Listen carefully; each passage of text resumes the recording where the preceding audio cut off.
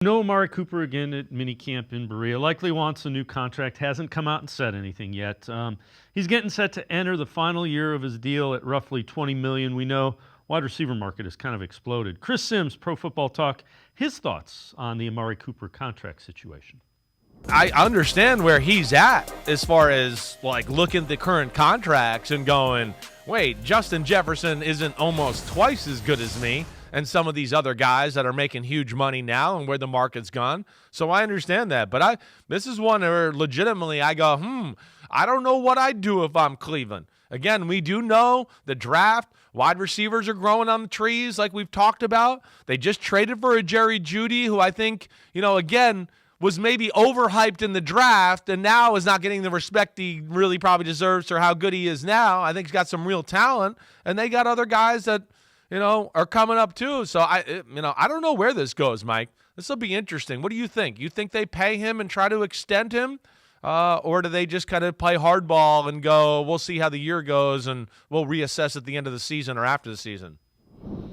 And Jeff, this front office, that's not how they roll with contract negotiations. Hardball, no. But I think they find a way to get it done because, to Chris Sims' point, he's the proven guy in their wide receiving room. Everybody else, there's a little question mark next to. So I don't think he's going to get 30 or 35 or, I think they find a way to structure the contract that makes Amari Cooper happy enough that he wants to go. And it's actually funny because Chris Sims is trying to maybe give like a little bit like of a life and excitement to take it. This is probably like, and even if you want to call it a holdout or he's looking, there's not much to this. Look, Amari Cooper is probably the quietest top wide receiver in the NFL. His social media is dormant. He doesn't speak. He did show up and still played in David Njoku's charity softball game over the weekend. So it's not like when you're trying to make a statement, you basically block your team away. You're not around. Nobody knows what's going on. You hear people say, I haven't really talked to him. I'm supporting him. That's not the case. He showed up, obviously, to the charity softball game over the past weekend. Deshaun spoke with him yesterday and said, hey, and as Deshaun should, hey, I got mine. I want to make sure my guys get theirs. There's a couple of points for Amari. One of them is, like Chris Sims said, the wide receiver market from when Amari Cooper signed the contract that he is currently on to where the wide receiver market is now is drastically different.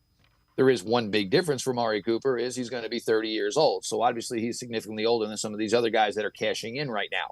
But there also is this one thing, and I kind of talked about this yesterday on my show, is Amari Cooper can look right at Nick Chubb and say, this was a similar situation Nick Chubb was in last year. And Nick Chubb went out, played, didn't get the deal. Unfortunately, we know what happened. And now here's Nick Chubb, viewed to be one of the top running backs in all of the NFL, basically playing this season on an incentive-laden contract as he comes back from injury. Amari Cooper's got nothing on the table for 2025. No player ever wants to be in that position. I don't think it's going to take a ton. It may be a bump a little bit from what he's currently making. I think Amari it's more about security for 2025.